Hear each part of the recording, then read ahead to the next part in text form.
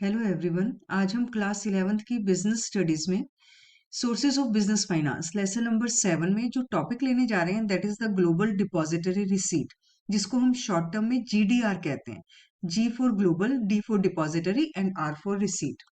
देखिए बेटा, सबसे पहले आप ये समझ लीजिए कि ये जो जीडीआर है ये इशू की जाती है, वो किस लिए इशू की जाती है? इक्विटी के लिए। अगर एक कंपनी अपने इक्विटी शेयर्स इशू कर रही है, ठीक है, इक्विटी शेयर्स उसने इशू किए हैं। क्या इशू किया उसने? Equity shares.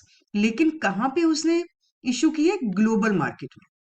ठीक है, अपने ही कंट्री में नहीं किए, ग्लोबल मार्केट में अगर उसने शेयर्स इशू किए, ठीक है, उसको हम उन जो इक्विटी शेयर्स को उसने इशू किया ग्लोबल मार्केट में, उसके बदले में जो इन्वेस्टर्स को मिलता है that is known as GDR.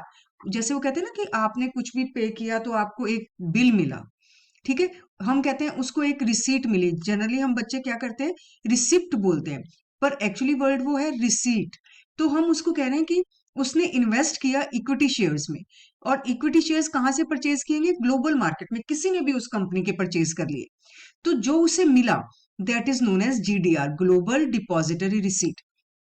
देखो, अब इसमें एक चीज तो आपको समझ आ गई, रिसीट मतलब आपको अपने इन्वेस्टमेंट का जो प्रूफ मिला दैट इज रिसीट।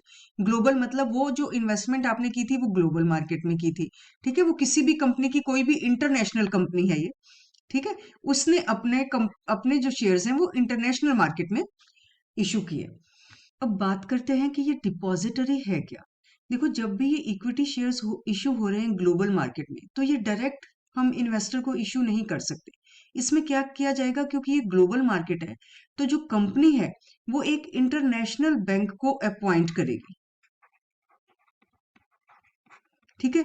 इस जो इंटरनेशनल बैंक को जिस कंपनी ने अपॉइंट किया है, इस बैंक को हम कहते हैं डिपॉजिटरी। अब ये जो डिपॉजिटरी है, it is a link between the company, company के बाद ये आ जाएगा डिपॉजिटरी, और डिपॉजिटरी के बाद आ जाएंगे इन्वेस्टर्स, ठीक है। तो this depository is a link pin between the company and the investors. Company will issue all the notices, all the reports, all the dividend and all the receipts. जो भी इसने कंपनी ने इशू की ना अपनी इक्विटी शेयर्स की receipt, वो सारी डिपॉजिटरी को इशू करेगी, और डिपॉजिटरी इन सबको इन्वेस्टर्स को बताएगा, इनको इशू करेगा, ठीक है। कंपनी का कोई डायरेक्ट रिलेशन नहीं रहेगा इन्वेस्टर से। Company is going to appoint a international bank, this international bank will work as a depository. Company अपनी सारे नोटिस, सारे जो भी इश्यूज हैं, जो रिपोर्ट्स हैं, जो अपने उसने शेयर्स इशू किए, उनके जो डिविडेंड पे किए, वो सब डिपॉजिटरी को देगा, और डिपॉजिटरी के थ्रू ये इन्वेस्टर्स तक जाएंगे, ठीक है। तो depository then connects with these share holders. तो ये डिपॉजिटरी का काम है। तो इसका मतलब आपको पता चल गया कि ये इक्विटी शेयर्स इशू हुए हैं, ग्लोबल मार्केट में इशू हुए हैं, और एक डिपॉजिटरी के थ्रू। डिपॉजिटरी यहाँ पे हमारा एक ग्लोबल बैंक, ठीक है। अब आगे बात करते हैं। यहाँ पे जो फंड्स आएंगे, जो इन्वेस्ट किया गया है इन शेयर्स में, it is coming in dollars, क्योंकि ये ग्लोबल मार्केट है। ग्लोबल मार्केट में फॉरेन करेंसी में ही आपके पास फंड्स आएंगे, ठीक है। तो ये फॉरेन करेंसी कौन सी होती है बेटा? ये डॉलर्स, क्योंकि इसकी वैल्यू ज्यादा है, ठीक है। तो इसी वजह से हम इसको एक और चीज कहते हैं, इसे हम कहते हैं dollar denominated shares. So funds are always collected in the dollars, और that's why it is known as dollar denominated shares. अब बात करते हैं कि सबसे पहले जीडीआर किसने इशू किया, ठीक है। GDR was introduced by city bank in 1990। City bank ने जीडीआर को इशू किया था 1990 में। और एक चीज और, तो ये जो शेयर होल्डर्स हैं, ये जो इन्वेस्टर्स हैं जिन्होंने जीडीआर में इन्वेस्ट किया हुआ है, they don't get any voting right. आपको पता है ना कि इक्विटी शेयर होल्डर्स को हमेशा वोटिंग राइट मिलते हैं बेटा, इक्विटी शेयर्स वालों को। लेकिन ये शेयर, इक्विटी शेयर्स तो हैं, लेकिन कहां पे इश्यू हुए? ग्लोबल मार्केट में। So they are not getting any voting rights. अब इसके बाद हम बात कर लेते हैं इनके जो मेन फीचर्स की है। वही एक सेम फीचर जो आप पहले भी कर चुके हो, capital is collected in foreign currency. वो फॉरेन करेंसी कौन सी थी हमारी? It is in the dollars, ठीक है। That's why it is known as the dollar denominated shares. अब इसकी अगली बात है कि what will be the price of GDR, मतलब जो हमने इक्विटी शेयर इश्यू किए ग्लोबल मार्केट में, इस जीडीआर का प्राइस कैसे डिसाइड करेंगे? It will be decided by the response of investors. हमने फॉर एग्जाम्पल 500 शेयर्स हम इश्यू करने जा रहे हैं मार्केट में, ठीक है, और लेकिन हमें मालूम है कि यहाँ पे डिमांड तो बहुत ज्यादा आ रही है, 5000 investors can apply for it, तो डेफिनेटली जो जीडीआर का प्राइस है वो ऊपर चला जाएगा। So the price will be decided by the response of the investors.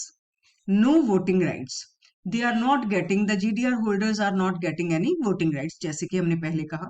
Easily transferable, बेटा ये 12th में हम आगे जाके एक चीज पढ़ते हैं कि ये जो हमारी मार्केट होती है ना, स्टॉक एक्सचेंज होता है, स्टॉक एक्सचेंज के थ्रू क्या होता है, जैसे फॉर एग्जांपल ए ने कुछ शेयर्स परचेज किए, ठीक है, अब ए ने जो शेयर्स परचेज किए थे वो कंपनी से परचेज किए, अब उसको 1 ईयर के बाद लग रहा है कि मैं शेयर्स बेच दूं, तो अब ये कंपनी को नहीं बेच सकता शेयर्स, अब इसको बेचने हैं तो इसको स्टॉक एक्सचेंज में या सेकेंडरी मार्केट में आना पड़ेगा, वहां पे इससे चाहे एक्स परचेज कर ले, वाई परचेज कर ले, कोई भी दूसरा इन्वेस्टर परचेज कर ले, तो ये कहां पे उसने किए? By the help of stock exchange, उसने अपने शेयर्स बेच दिए, ठीक है, तो ये वही चीज है, इजीली ट्रांसफरेबल। जो जीडीआर है वो कोई भी इजीली परचेज कर सकता है, ट्रांसफर किए जा सकते हैं, कहां पे? किसकी हेल्प से?